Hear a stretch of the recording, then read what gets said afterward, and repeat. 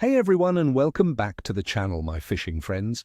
It's your seasoned angler, ready to dive deep into what the waters of New Zealand have in store for us on this exciting day, October 3rd, 2025. I've crunched the numbers, checked the charts, and let me tell you, this day is shaping up to be a real mixed bag, full of potential for those who know where to look.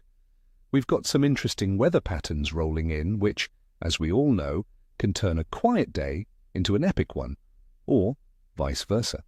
So, stick around because I'm going to share all my insights and tactical advice to help you land that trophy fish. You might just discover why this day could be surprisingly good for a bite. First up, let's talk about the kings of our northern coastlines. It's our snapper.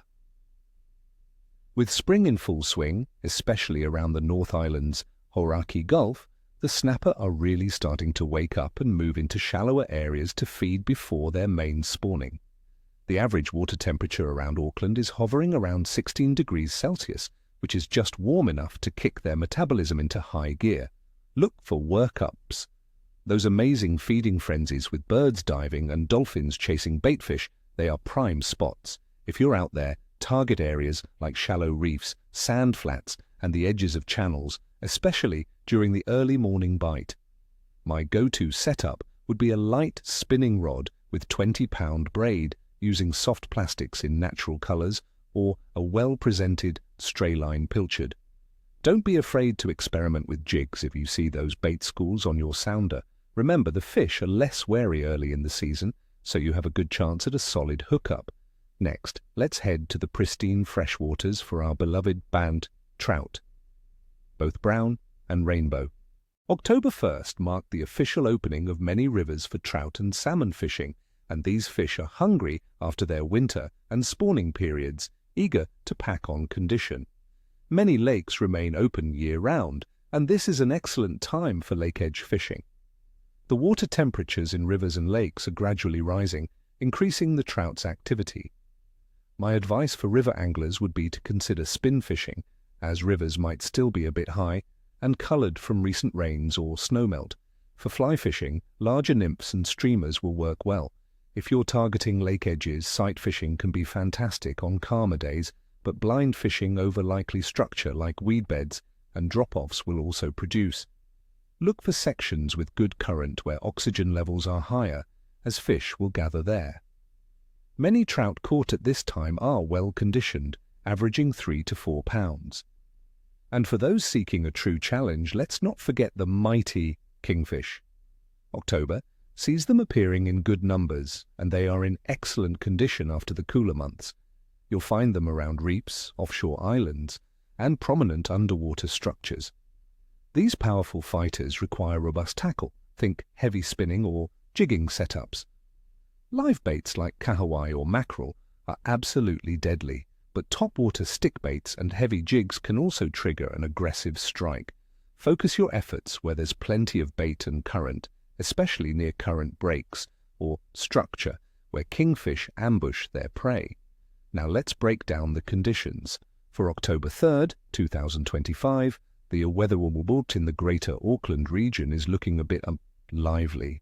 We're expecting daytime temperatures to reach around 18 to 20 degrees Celsius, dropping to 11 to 14 degrees Celsius overnight.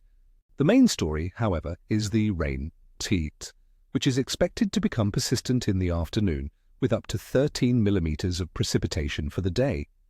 We're also anticipating westerly winds, potentially strong in exposed areas, particularly in the afternoon. This combination of rising temperatures, a significant rain front, and strong winds will create fluctuating atmospheric pressure. From my experience, a dropping or unstable pressure often sends fish deeper or makes them a bit more cautious, but the period before a major front can trigger a feeding burst. The initial warming and increasing water flow from rain can also stir up food, bringing fish closer to feeding grounds. Water temperatures.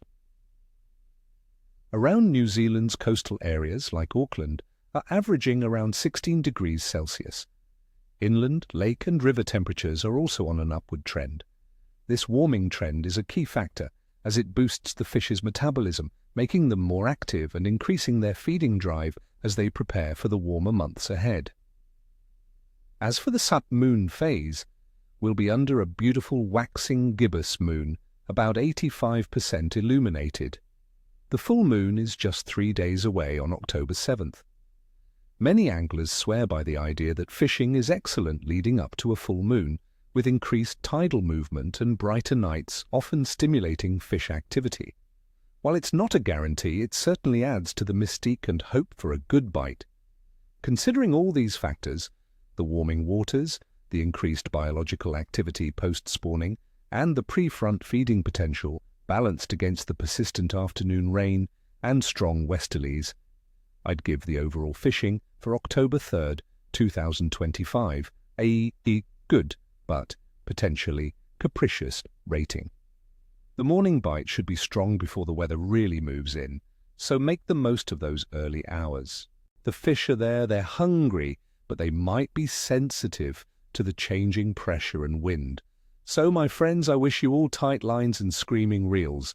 May your bait stay on the hook and your nets be full. Don't forget to hit that like button, subscribe for more forecasts, and let me know in the comments below. What are your go-to tactics for catching snapper or trout in New Zealand during spring? What's your favourite spot in October? Share your stories and tips. We're all a community here. Until next time, stay safe and keep those lines wet. Tight lines, everyone.